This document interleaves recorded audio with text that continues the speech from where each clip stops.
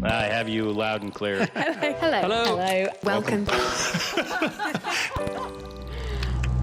Science. And that is to say, physics, medicine, nature, or space, Time. the brain, life, The universe. Hello, welcome to The Naked Scientists, the show where we bring you the latest breakthroughs in science, technology and medicine. With me, Adam Murphy, and with Chris Smith. This week, a vaccine for COVID-19. But will we succeed, and when? Plus, in the news, the search for a chemical fingerprint for COVID-19, bacteria that can live inside cancers, and could there be something in your genes that would make COVID-19 harder to deal with? The Naked Scientists podcast is powered by ukfast.co.uk.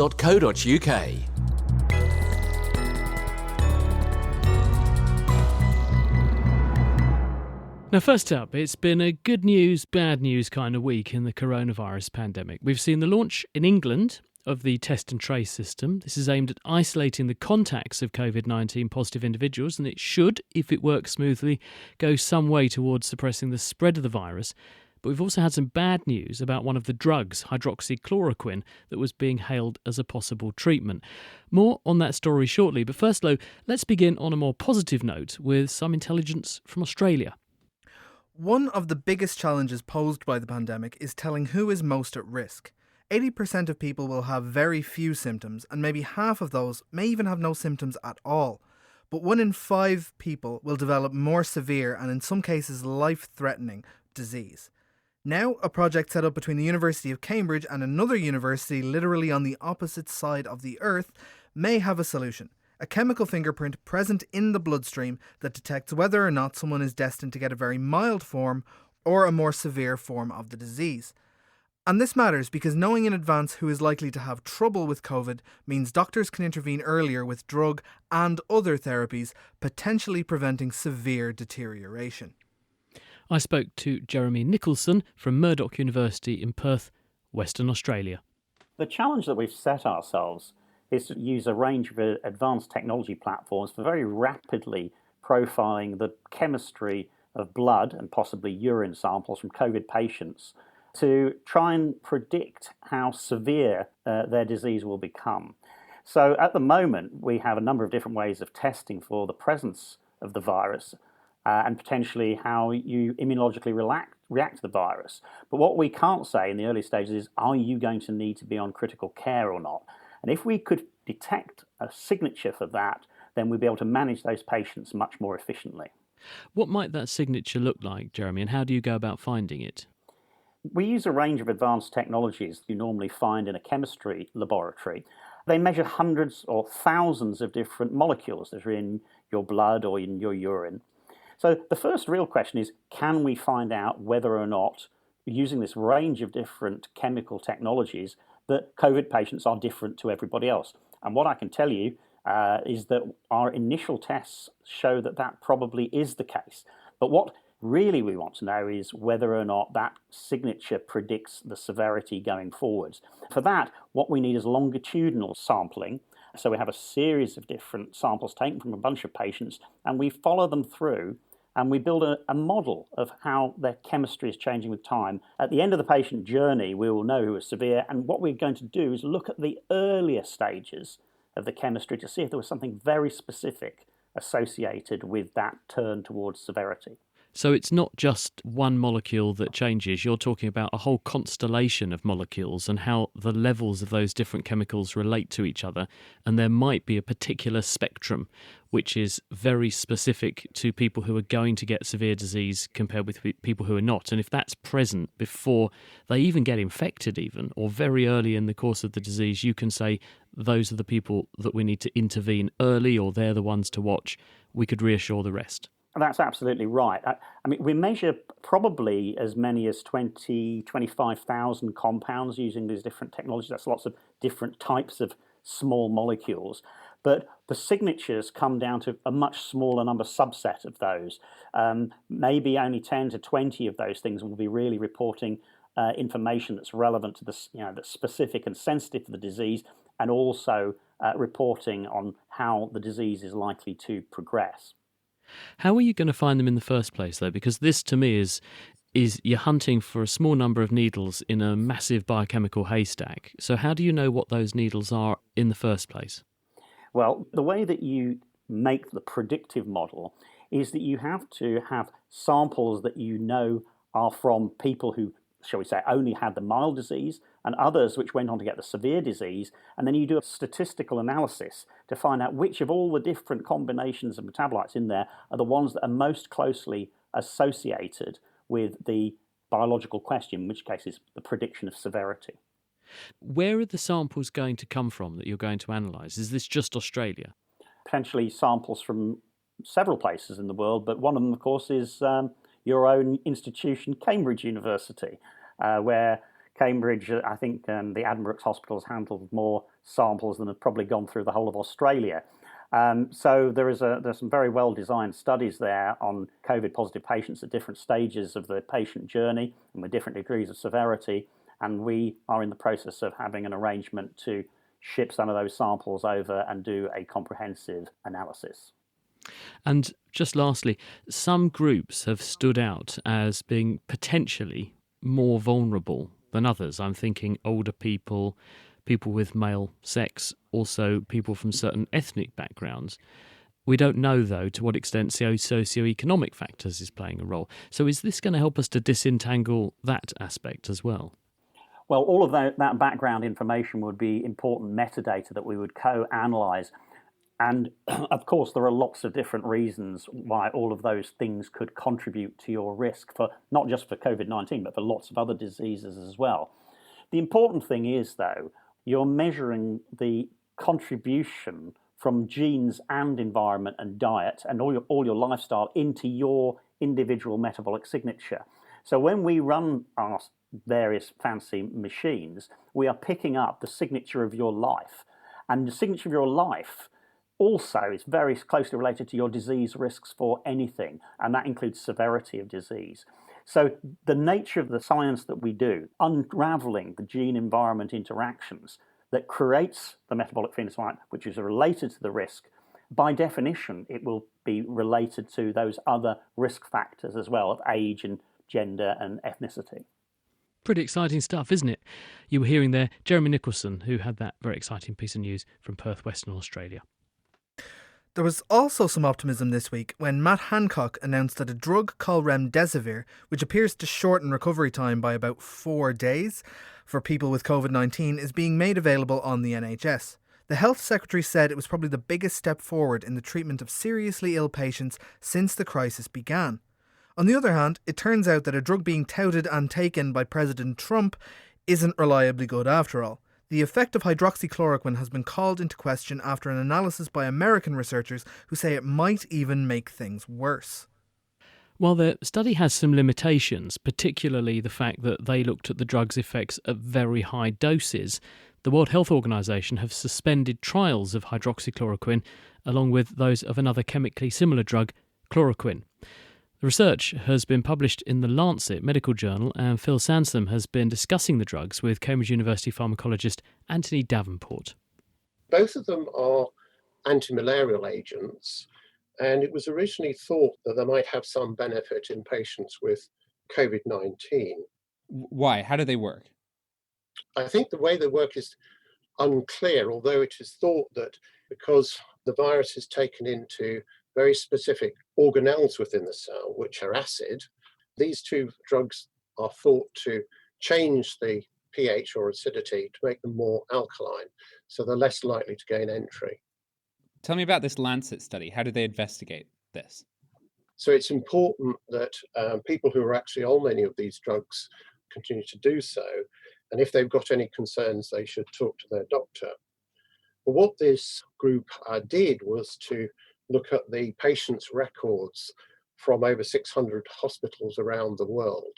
And they really looked at 4 different groups. These were the 2 drugs on their own or the 2 drugs in combination with antibiotics. So these are people who got coronavirus, were already taking hydroxychloroquine and chloroquine. Yeah, so what they asked was the patient had to have evidence that they had the virus, and they used as their control from these 4 groups about 80,000 individuals who were on other treatments. And they also excluded patients who were on ventilators. So in other words, they were looking at people who had an early diagnosis and were not particularly sick. And what did they find? Patients who were taking one of those 4 drug treatments actually had a significant increase in deaths in hospital compared to the control group.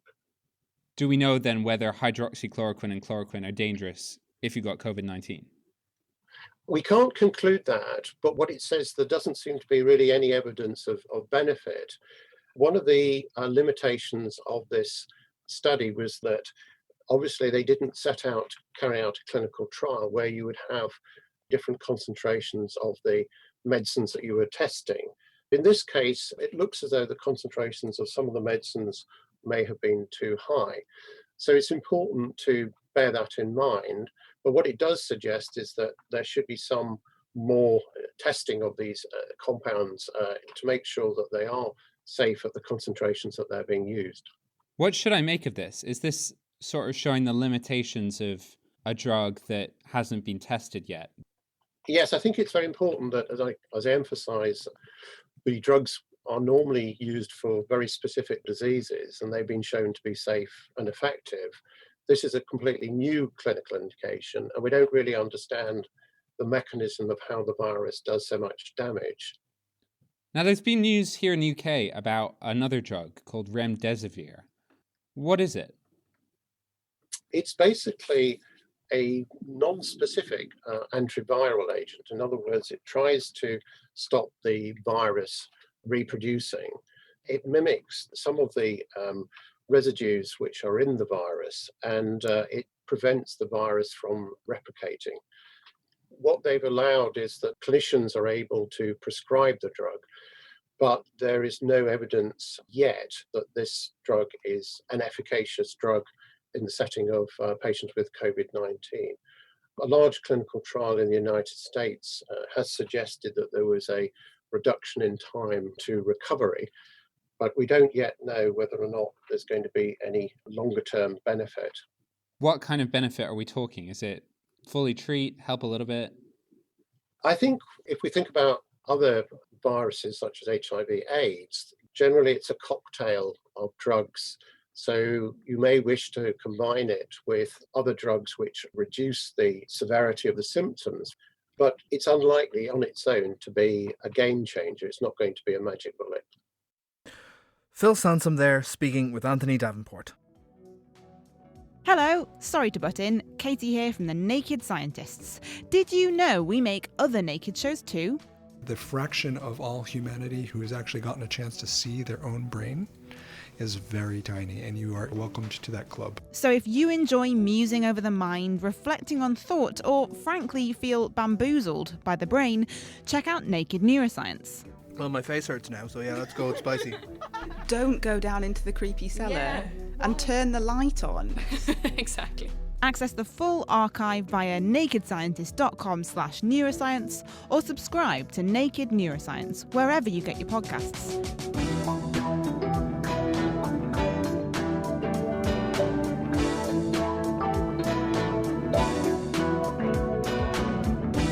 Now, the UK Biobank isn't the place to go and get cash from. As the name suggests, it's a bank for biology.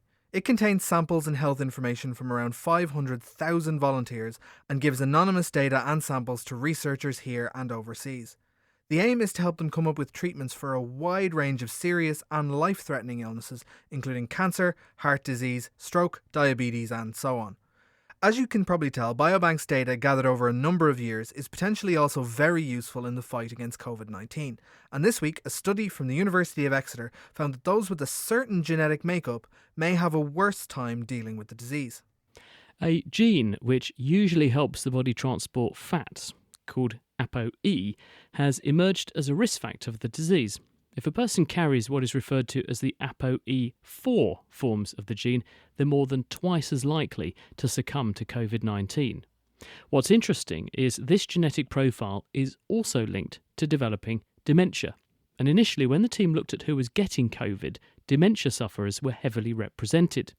But when this was taken into account, there was still a strong link. There were people with COVID and ApoE4 who didn't have dementia. And this means that it's not the dementia itself, but something about the ApoE4 gene which is changing people's risks. And Adam has been hearing from David Meltzer how he spotted the link. The disease that came out amongst the older sample as by far the biggest risk factor was dementia. People who had been diagnosed with dementia since baseline in 12 years ago, approximately 12 years ago, were 3 times more likely to be admitted to hospital and test positive for COVID. And so the obvious thought was, could this possibly be an effect of the ApoE gene? The ApoE4 mutation has also been linked to a series of viral infections, including HIV. So it is the obvious question. The other possibility, of course, is the high risk of dementia might be due to the high prevalence of dementia in care homes. So it seemed an important thing to explore. It turned out that people with a 4/4 mutation were over twice as likely to test positive in hospital during that peak period. And we did a number of tests to check whether it was robust. For example, it was remarkably robust. Really, the estimate didn't change at all. So we thought it important to publish so that other groups could look at it and check it in their own data. How can you tell that the risk is based on the gene? How do you factor out things like age and that kind of thing? We have 12 years of hospital records on the whole sample of over 300,000 people. The UK Biobank study has also linked up these diagnostic data to primary care records, so we can search the anonymized primary care records. Basically, we identify the people who've been diagnosed before and exclude them from the analysis. And as I said, basically made no difference. So it doesn't look as if the association between ApoE, the risk gene, and COVID-19 positivity in hospital is due to dementia. People in Biobank with this mutation, double mutation, actually had dementia. Are there any recommendations that come off the back of this? Well, one of the things I've been concerned about is in the early phases of the pandemic, many countries introduced age-based cutoffs for risk. In the UK, age 70 was used as an indicator. And a lot of my group's work over the last 15 years has been how different individual older people are. I mean, some people die of age-related diseases in their 60s, others go on to be centenarians and remain active even beyond centenarian age. So lumping everybody together on the basis of chronological age is convenient. I mean, I can see why you would do it at the height of the pandemic, but we were hoping to inform, policies going forward to be more focused on what the actual risks are. David Meltzer speaking to Adam there, and that work has just been published in the Journal of Gerontology, Series A. We're taking a break from COVID-19 now. Back in 2017, I spoke with Israeli scientist Ravid Straussman. He was looking at pancreatic cancer samples, and he'd stumbled on the surprising observation that the majority of the cancerous cells he studied had bacteria lurking inside them. These microbes appeared to be helping the cancer cells to survive and were even defending them from chemotherapy drugs. Knocking out these bacteria might therefore be an additional way to target cancer cells, or at least to sensitize them to some anti-cancer drugs. But is it just pancreatic cancer that does this? Well, now, by widening the search, it looks like the answer is a firm no. A few years ago, we found almost incidentally that inside human pancreatic cancer, so inside these tumors, one can find bacteria. We're also able to show that these bacteria can protect cancer cells from chemotherapy. We found that these bacteria can inactivate the chemotherapy. So our challenge here was we wanted to know if this is a more general thing. Can we find bacteria in many different tumor types?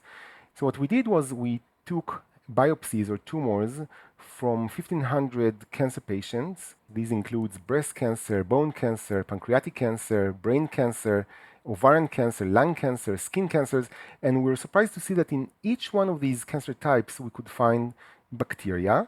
We found that in every cancer type there seems to be different bacteria. So you kind of find the same bacteria in different patients, let's say with breast cancer, but the bacteria that are present in patients with breast cancer are very different from the one that you find in lung cancer or other cancer types. Do you think these bacteria are viable? It's not just that the tumour cells are being like a giant sieve and the bacteria that naturally go around the bloodstream anyway, they're getting grabbed in a deactivated or dead state and just pulled into these cancer cells because they're abnormal cells. Are these live, viable bacteria? For sure, these bacteria are viable. We were able to grow live bacteria from these tumors. What comes first then? Does the tumour develop and then it recruits these bacteria from somewhere? Or do you think the bacteria settle in tissue that's destined to become a cancer and the two co-evolve? We don't have good enough data to answer that for all these cancer types. My bet is that both of them can be true. It's been known for many years that some viruses as well as some bacteria can contribute to the transformation process, meaning transforming normal cells to cancer cells. But it can be the case, as you mentioned, that you have some tumor, and after you have these tumors, bacteria find refuge in them. So we're not sure yet which comes first in the process of tumorigenesis. It's not just a random process, though, is it? Because you're seeing these very similar types of bacteria that crop up time and again in the same sorts of tumours, and they're quite different from other sorts of tumours, which suggests there's some kind of control going on. Something is determining whether that's coming from the bacteria selecting their host tumour or the tumour selecting their bacteria they want to give a home to. Something is guiding that process. Yeah, absolutely. A nice glimpse that we had into this process is probably coming from lung cancer. We looked at lung tumors from smokers and patients that never smoked before. We compared the bacteria inside tumors coming from the lungs of smokers and non-smokers. We saw some bacteria that are very specific only to the smokers. And then we looked into the genes that are found inside these bacteria. What we found is enrichment of genes that can degrade chemicals that are found in cigarette smoke, for example, nicotine or other chemicals.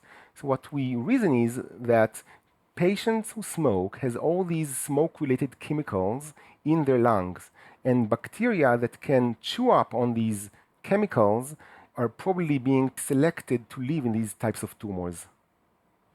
What are the implications of this finding then? Do you think that this offers us an avenue to management or therapy? Because is it possible to do something to the bacteria and exploit their presence there to destroy the cancer? I think this is the most exciting thing. The fact that you have bacteria in tumors probably implies that they have a lot of crosstalk with the tumor cells, with the immune cells, and they're probably affecting many of the tumor biology that we see. A good example for it is we found, for example, that tumor of the skin, we looked at patients that responded or did not respond to immunotherapy. And we found that there are specific bacteria that are more prevalent in the responders or the non-responders, suggesting that maybe the bacteria also affect the response of these patients to immunotherapy. And if we learn more about how to modulate the bacteria in the tumors, we might find completely novel ways to treat cancer patients. It's amazing, isn't it? So you never know, in future, along with traditional chemo and newer kinds of immunotherapies, we might also be giving people doses of the right sorts of antibiotics, which will help to combat their cancers. That was Ravid Straussman. He's at the Weizmann Institute in Israel, and that discovery was just published in the journal Science. The Naked Scientists podcast is produced in association with Spitfire, cost-effective voice, internet and IP engineering services for UK businesses. Find out how Spitfire can empower your company at spitfire.co.uk. Music in the programme is sponsored by Epidemic Sound, perfect music for your audio and video productions. This week, we are going to look at the prospect of finding and deploying the most sought-after vaccine on the planet. During today's event, some 7.4 billion euros was pledged for research and development for vaccines, diagnostics and therapeutics. This was a powerful and inspiring demonstration of global solidarity. Today, countries came together not only to pledge their financial support, but to also pledge their commitment to ensuring all people can access life-saving tools for COVID-19. The World Health Organization's director, Tedros Adhanom Ghebreyesus, speaking in early May after a global alliance of world leaders, the US, Russia and China, notable by their absences, pledged $8 billion to help fight COVID. Well, with us to discuss what progress is being made, University of Cambridge vaccine expert Gordon Dugan is here. He has international expertise in both making and deploying vaccines very successfully. Gordon, welcome to the programme. If you could fill in for us first to put everyone on the same page. When we make a vaccine, how does it actually work? What's its role? What's its goal? When we, as children, we see lots of diseases, for example, mumps and chickenpox, and we also know that those diseases usually only occur once, so we get protected or immune to those diseases. And what a vaccine does, it takes the germ or the bacteria or the virus that causes that disease, and we make an inactivated form of that germ, which is safe, does not cause the disease, but mimics the disease. The body gets fooled to thinking that it's been infected. It sees the bacteria, virus, the germ, and induces protection against the disease, so we become immune. How long does it normally take to make a vaccine then? So say I discover a disease, or we've got a disease in the population and we decide this is a big problem, we're going to fund a vaccine, we're going to make a vaccine. How long would that journey normally take then? Well, the reality is it can take a long time. The average time from discovery to making a vaccine can be up to 10 years or even longer. And as you start to make the vaccine, it becomes more and more expensive as you try to develop the vaccine. And that puts a lot of people off trying to make vaccines. But there are different stages to making the vaccine, so we could consider trying to shortcut the time that it takes. But the real important thing with a vaccine is it has to be safe. And how do you prove that it is? Well, you have to be very careful in the sense that you have to use your own sense and scientific knowledge to create a vaccine which will not cause any side effects. You then take it through what we call the preclinical stage, which means we test in every different way we can possibly do to see whether it would A, induce protection, but B, also it wouldn't cause side effects. And then we take it eventually into studies in humans, first of all in very small numbers of humans, but then gradually ramp up to try to see if we can vaccinate larger and larger numbers of people in a safe manner. So what challenges are we facing trying to make a new vaccine against this new disease, this new coronavirus that's the cause of COVID in some people? I think the main challenge is that we've never made a vaccine against the coronavirus before. We've tried to make vaccines against coronavirus in animals, but we haven't got any that have worked so far. But we do have a lot of knowledge about how to make vaccines against viruses and lots of different tricks, if you like, to try to make them. And so what we are doing now is we'll be taking each of those approaches and trying them out systematically to see if we can get one vaccine that will induce protection. And what's actually being pursued at the moment? Who's working on this and in what sorts of numbers? Well, it's incredible really in that there's probably at least 100 different groups of people around the world trying to make a vaccine. And they're taking a number of approaches, but there's about 4 different types of approaches. There's what we call a live attenuated vaccine. If you remember the polio vaccine you get as a child on a sugar lump, it's what we call the modified form of the disease-causing agent, the germ, which can be seen by the body as the causative disease agent, but it doesn't cause disease. The second way you can do it is you can actually inactivate that germ, that bacteria or virus, or take a small portion of that bacteria or virus, and that mimics the infection in a different way. The last 2 approaches are slightly more complicated. One is what we call a vectored vaccine, and that's the approach being taken by the Oxford group, which has gained so much publicity. And there you take the protective part of the virus, put it into another virus that might infect chimpanzees or other animals, but not humans. That delivers the vaccine into the human and induces protection. And the last form is a very novel form, which is actually a genetic vaccine, a DNA or an RNA-based vaccine that you inject the DNA or RNA, and you allow your own body to make parts of the virus that can protect you and induce immunity. So when you say you inject bits of DNA or its chemical relative RNA, are you saying you take the genetic message for the, say, outer coat of the virus, and you put that genetic message into the body, and our own cells pick that up and decode it, and then show that to the immune system as though you'd injected the virus for real?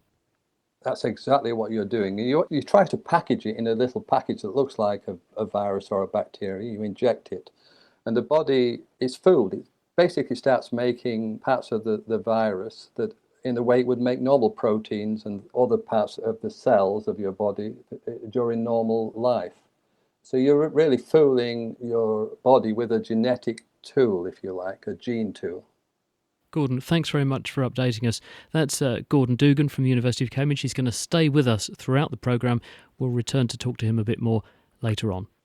Now, around the world, more than 100 COVID vaccine projects exploring more than 10 different types of vaccine, Gordon told us about the main ones, are currently underway, and 7 of them are actually now in clinical trials.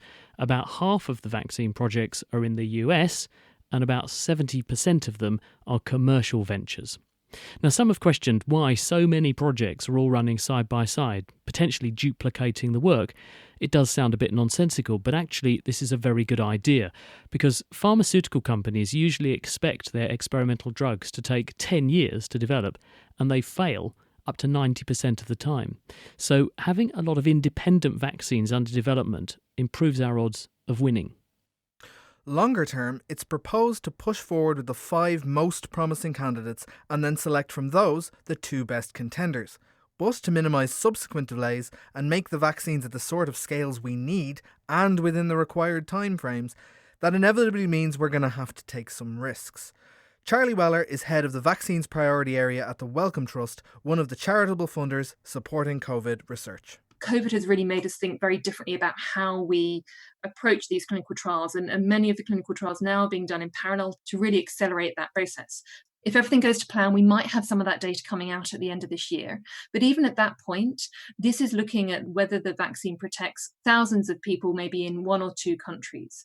And that's not the same as having a vaccine for all age groups, all people, all countries. So we need a vaccine on a scale that we haven't had to develop before. So the end of this year is really where we know whether we've got an effective and safe vaccine. And that's still a big if. Let's say that if does come good. What are the challenges in turning a vaccine into enough vaccine for everyone? The challenges that COVID has really brought to vaccine development is the speed at which we want a vaccine, condensing that 10 years down into 12 to 18 months, and the scale, how many doses, how many people we want to vaccinate. The challenges are really centered around those 2.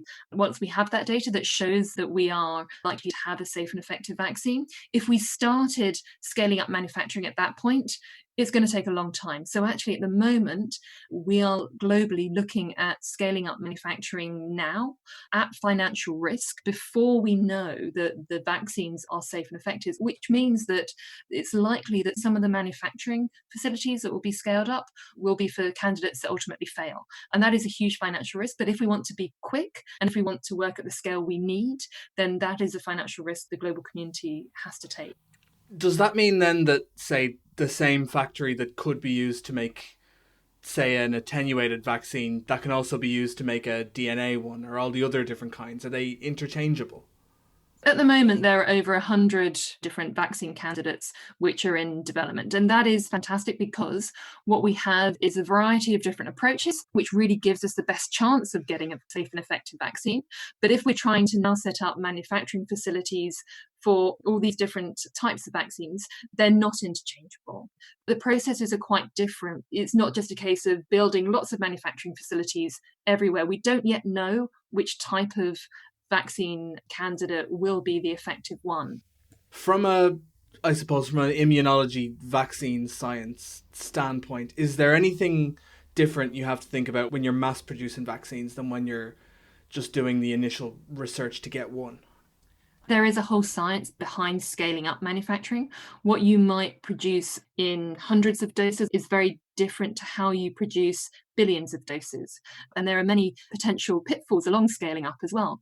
For example, we know with some of the more traditional vaccines like the inactivated vaccines, these processes have been tried and tested to be scaled up for many different diseases. We don't have that for some of the newer, more innovative vaccines, the nucleic acid vaccines, the viral vector vaccines. We don't know how to scale up. So there are a lot of unknowns. Do you have any idea of what a timeline we might be looking at is from human trials are over to there is enough made? If all goes well, it's likely that we'll have some data, some information about whether those vaccines are safe and effective towards the end of this year. So I do think that next year is a feasible timeline to be aiming for, to have some doses, limited by which approach is successful. Charlie Weller there from the Wellcome Trust. Now, with us is Cambridge vaccinologist Gordon Dugan. He was listening to that. So, Gordon, Charlie just talked about, one of the things she said was a trial of a few thousand people in one country being relevant to people of all ages and all countries. What was she getting at when she said that? Well, normally when you're developing a vaccine, you have to prove that the vaccine protects, and we call this the efficacy of the vaccine. So you have to find a location where the disease is relatively common, and you would have to bring in enough people really to be able to measure protection. So you often would have to go into a location with quite a high incidence of disease, and then you might say, well, I want to vaccinate children if it's a children's vaccine. Or you may want to try to immunize the whole population. Then you would obviously take people of all age groups. You would normally start with healthy individuals and then move down into children. You would never start a vaccine trial, for example, in children. We've been getting quite a lot of mixed messages around children and immunity to coronaviruses in general, though, throughout this outbreak, haven't we? Where do we stand on this? Do we think that when we go in with a vaccine, we're probably going to get immunity to coronavirus? And is that immunity going to have a reasonable lifetime, do you think? Well, the answer, to be brutal, is we don't know yet. We're hoping that we will get immunity, and I'm optimistic about it, simply because for most diseases that we've tried to make a vaccine, eventually be able to do it. Well, HIV we haven't succeeded, have we? I mean, 100 million people, and 40 years later we still don't have an HIV vaccine. It'll be the 40th anniversary of its discovery soon. Yes, but HIV is a very variable vaccine, whereas the coronavirus is much more invariable, and that helps. What do you mean, as in how fast it's changing? You mean its mutations, how fast it adds changes to its genetic material? Is that what you mean? Exactly. So what we say is the HIV virus is antigenically diverse, and that means there's all sorts of different forms of the virus. Whereas coronavirus, we already know, is very limited in its variability. And if you're going to target the coronavirus, you've got a better chance of protecting compared to HIV, for example. I want to read you a quote from Melinda Gates, because this is something which I think plays very much to your strengths and where you're coming from, because she said right at the outset of all of this, if there is COVID anywhere, there is COVID everywhere. And if vaccinations are not distributed everywhere, relapses can occur everywhere. And what I think she's getting at is that basically if we sweep the dirt out of our own backyard into the street, the wind will blow it straight back in here unless we help everyone to clear the street up and their own gardens too. This is a global problem. It needs a global solution. Yeah, I mean, what she's really talking about are reservoirs, where the disease can hide away. And they often hide away in the most impoverished or the poorer parts of the world. And they're the people who are most difficult to vaccinate because, first of all, they cannot afford to buy the vaccine. And also, it's difficult to go that last mile, we say, where we can actually reach them, particularly in areas, for example, where there's social disruption or wars going on. It's incredibly difficult to run a vaccine program. The reason I put that to you is because obviously you have a track record for working in poorer countries and successfully deploying vaccines into those places. Are they likely to be able to afford the likes of the sorts of vaccine and the sorts of infrastructure that would be needed to give people doses of what the University of Oxford's team are currently testing? To make what we call an affordable vaccine, you have to start from ground zero, right from the very first point of designing and manufacturing, right through to delivering the vaccine. You have to think about ways of saving cost. And what we aim for really is what we call a $1 a dose vaccine, whereby it can be deployed at very low cost. So there's two challenges. One is the affordability, but also as soon as you get into those areas, you lose what we call the cold chain, because most medicines require refrigeration to be safe. And rather like when you get a delivery of food from the supermarket, you put it into a fridge to preserve it. And what we have to design is vaccines that can endure being outside of the cold chain for a period of time. We call them stabilized vaccines. So we need a combination. We have to think the whole process through to make that affordable, stabilized vaccine. And is that what you're doing?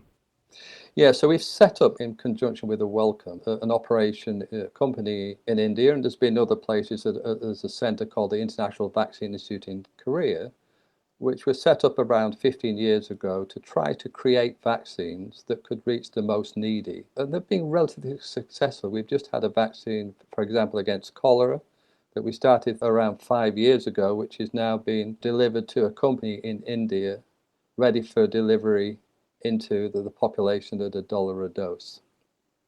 So you reckon that you'll be able to do this, but obviously you're going to do this at a slower rate than the Oxford team, because presumably you're just getting started on this now. Yeah, and it's not quite the same tension and rush in the sense that the Oxford team have to deliver to an incredible timetable under pressure. And of course, they can't take all the considerations into account to cheapen the vaccine that I've mentioned. And so what will happen in our point, we will try to do that. Gordon, thank you. Stay with us. That's Gordon Dugan.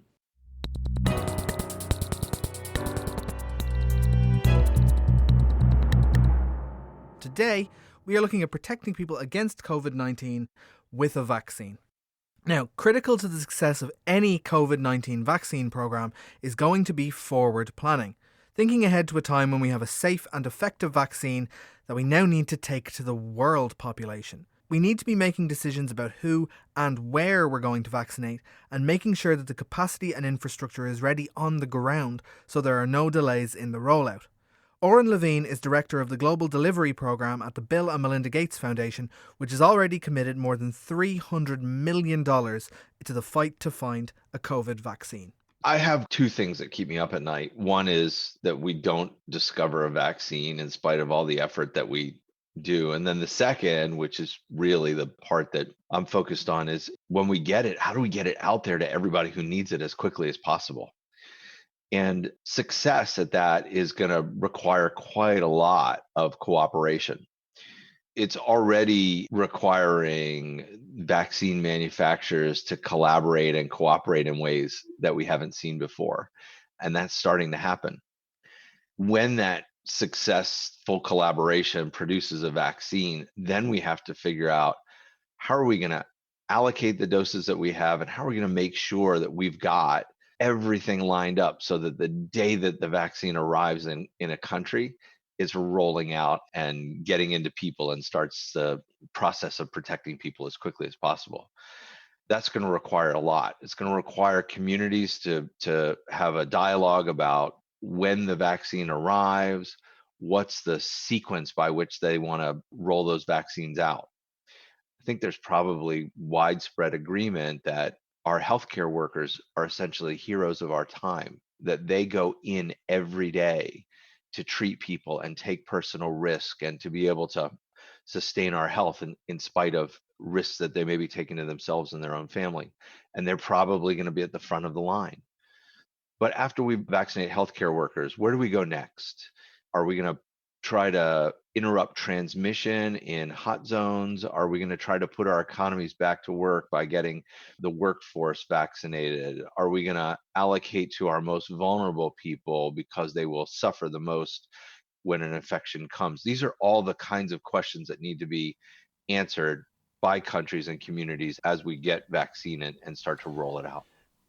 And so that's like the medicine of the vaccine, but how are we globally doing in terms of the infrastructure we need to do that, like getting places where people can go, and even things like syringes for people? Do we have enough of those kind of things? So these are great points, and these are exactly the kinds of things that people are starting to ask questions about and prepare for. Is, holy cow, if our dream comes true and it all arrives, are we going to have everything that we need? There are a couple of really, really strong foundations of success that we have to build off of. First of all, the global immunization program is a strength of global public health. We have experience in setting up campaign style immunization. It takes different forms. In the UK and the US and places like that, every fall, winter, we essentially prepare for the flu epidemic that's coming and campaign to get people vaccinated against seasonal influenza. In a lot of the parts of the developing world where outbreaks of measles and yellow fever and meningitis still occur, we have a lot of capacity in trying to establish with communities points where people go and get vaccinated en masse to be able to prevent that. In order to do that, though, we've got to have supplies, the kinds of things that you asked about, like syringes, and there's a strong, robust supply system for syringes, but we need to tell them in advance we're going to need more than we were using next year. The most important part, though, is going to be making sure that health workers feel comfortable, feel safe, feel protected going to deliver services, and that communities trust that the healthcare workers that they're being served by are going to be safe and protect them, and that the vaccine that they're getting has been rigorously evaluated and is the right vaccine for them. And so we're not only working the supplies of syringes and healthcare workers, we've also got to work to prepare communities to be ready to receive the vaccine. And that is a big, big piece of work for us and needs to start urgently. Even everything going smoothly, vaccinating an entire planet of people is still like a Herculean task. So what kind of timeline do you think we could be looking at to get people vaccinated? Well, it's hard to know exactly when we'll get the first vaccine because there's so much science that's going on right now and there's so much uncertainty. Each day that we do a little bit more science, we learn a little bit more. My suspicion is that the best case scenario is early 2021 that we're looking for a vaccine being licensed and available. But one of the things we've learned is it's really important to start planning immediately. And so we're going to start planning for success today, begin that dialogue around what will it take when a vaccine arrives to make sure that it's equitably distributed, safely delivered, and delivered at scale to everybody who needs it. And then just lastly, if there was anything you wanted people listening to take away from this kind of work and the work you're doing with the Gates Foundation here, what would it be? What would you want them to know? I guess I'd want them to know probably two things. One is, in my experience, I've never seen such a collaborative, coordinated global effort to try and help humanity out of a jam.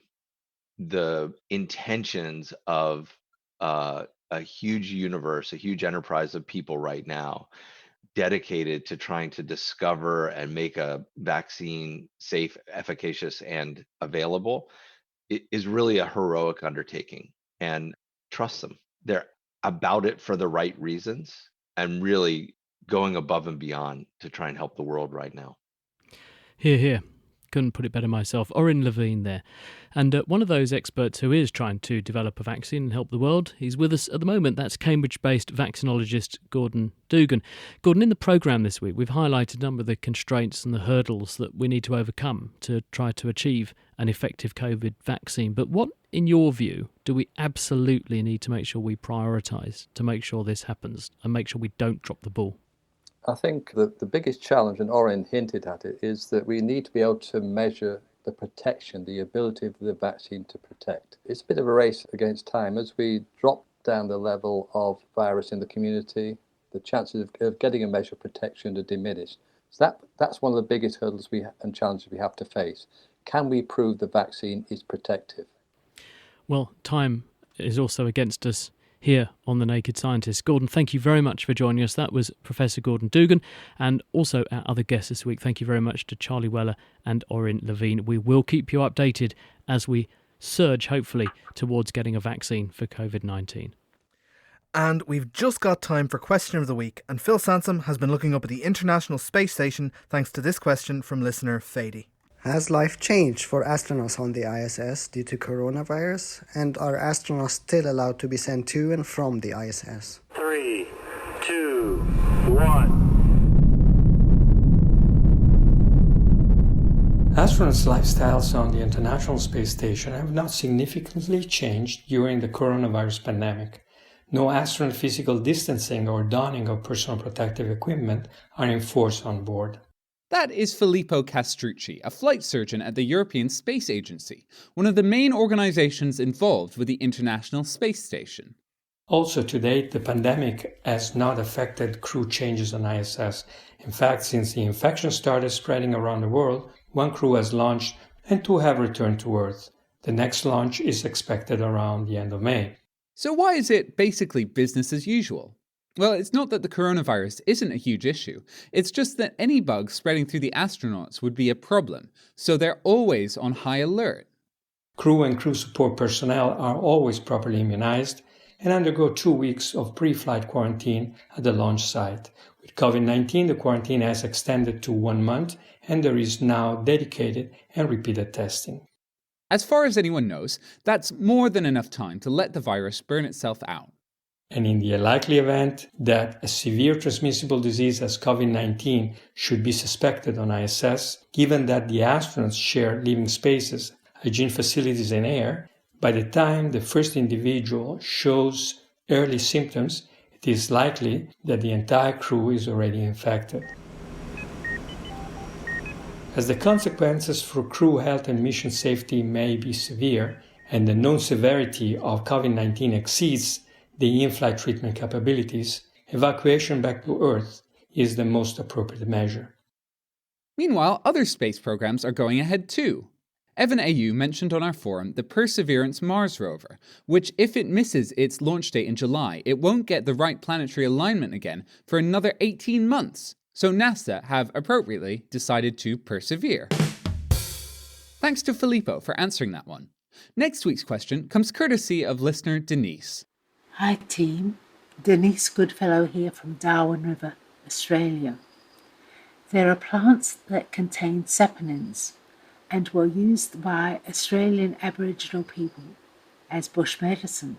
Aboriginal family members in remote areas are concerned about the coronavirus but do not have access to hand sanitizer or sometimes even soap. Is there any research on the antiviral properties of saponins in, for example, Australian acacia species or other plants? Well, if you think you can give Denise an answer, please get in touch. Get thenakedscientist.com/question. You can email chris@thenakedscientist.com. Find us on Facebook, tweet @nakedscientist, and you can even join in on the debate on the forum, which is thenakedscientists.com/forum. And that is it for this week. Thanks, Adam, who put the programme together, and be sure to tune in next time when we're going to be celebrating the silver anniversary of a Nobel Prize-winning piece of physics. Meet the Bose-Einstein condensate, the official fifth state of matter that involves some seriously weird quantum science. The Naked Scientist comes to you from the Institute of Continuing Education at the University of Cambridge, and it's supported by Rolls-Royce. I'm Chris Smith. Thanks very much to you at home for listening, and from Adam and from me, goodbye.